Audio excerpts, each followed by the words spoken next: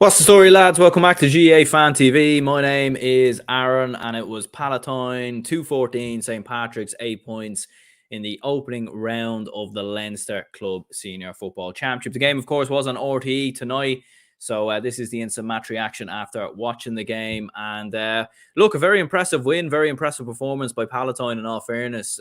Obviously wouldn't know very much about either of these two clubs.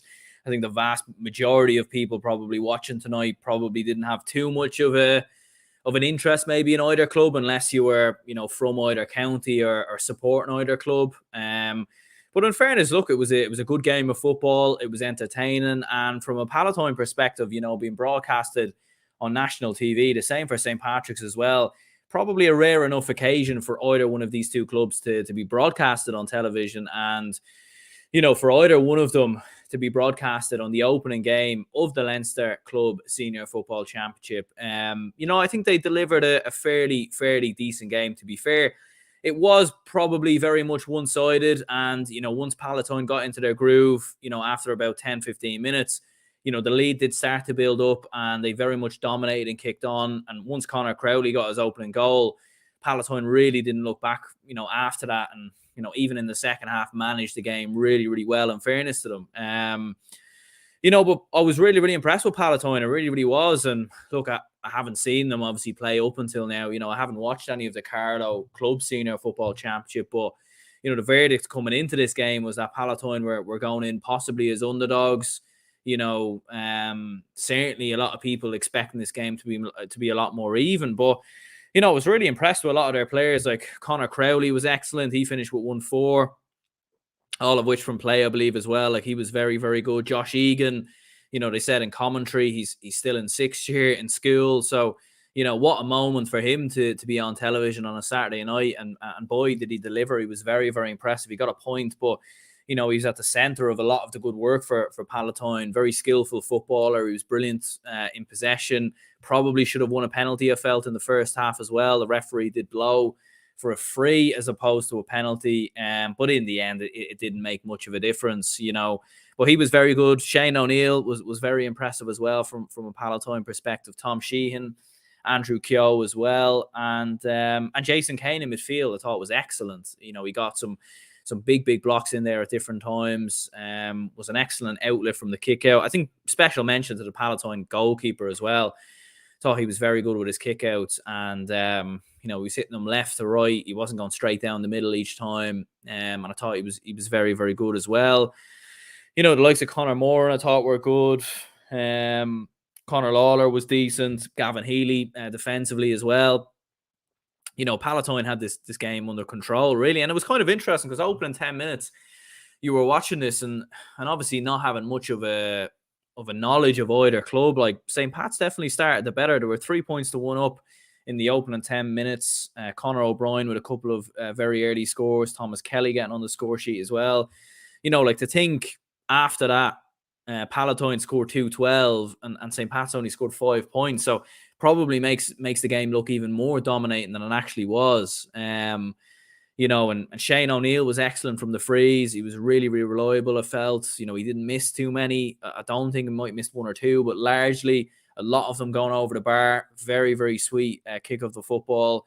Conor Crowley was outstanding. Didn't see who won man of the match in RTE, but could have been him, Jason Kane in midfield, or possibly even Tom Sheehan as well, who had a very, very good game. Josh Egan, I don't think would be a million miles away, but Conor Crowley was excellent. You could see his inter-county talent. He's been a mainstay of that Carlow side in the last couple of seasons, and you could really see his talent really coming to the fore in this game, in fairness to him.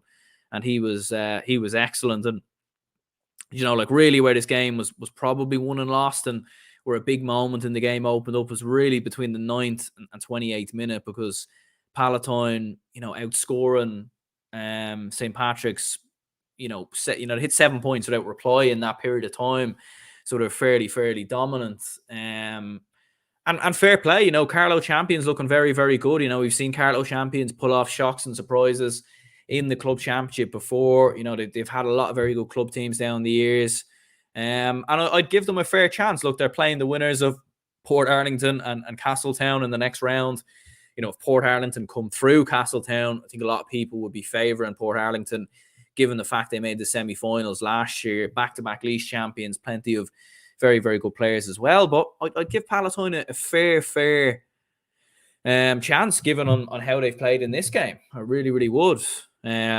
Brilliant goal by Conor Crowley and Thomas Sheehan as well, getting himself a goal. It was worked from the goalkeeper into Jason Kane. He picks out Thomas Sheehan, and it ends up in the back of the net from there. And yeah, brilliant results for Palatine. Brilliant performance from them. For St. Patrick's, look, I'm sure Wicklow fans can let me know if any of you are watching. I'm sure they could have played better. I don't really know. Maybe that's just the level they're at.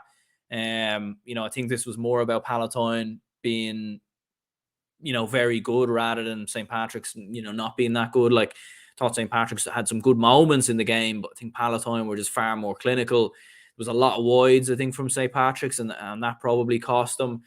And I think Palatine, they were moving the ball very, very quickly, very fast. They had a lot of direct runners. It was very hard for St. Patrick's to deal with. And, Palatine is probably a lot more physical in the tackle, winning a couple of kickouts as well. So, yeah, very, very good performance from Palatine, the Carlow champions. Fair play to them. And, be interested to know your comments for anyone who did watch it on RTE, whether you are a fan of, either county or what you thought of the game. Should there maybe have been other games displayed tonight that are going on around the country? Probably. The Derry final, the Armagh final, would have loved to seen that on TV as opposed to this game. But at the same time, great coverage for these two clubs. And with the Leinster Club Championship starting this weekend, I suppose, it's only right that one of the broadcasters at least showed one of the games. But probably a discussion for another day, in fairness. But yeah, smash the like button, subscribe if you haven't already. We'll be doing match reactions tomorrow for the Derry final and the Dublin hurling final as well as an in-depth podcast tomorrow evening, looking at all the weekend's results and big talking points as well. So if you enjoy the content, smash the like button, subscribe. Plenty of inter-county content coming out over the next couple of weeks as well. We're starting some season previews now in the next couple of weeks. So hit the like button, subscribe, and cheers to anyone who tuned in. I'll see you all later.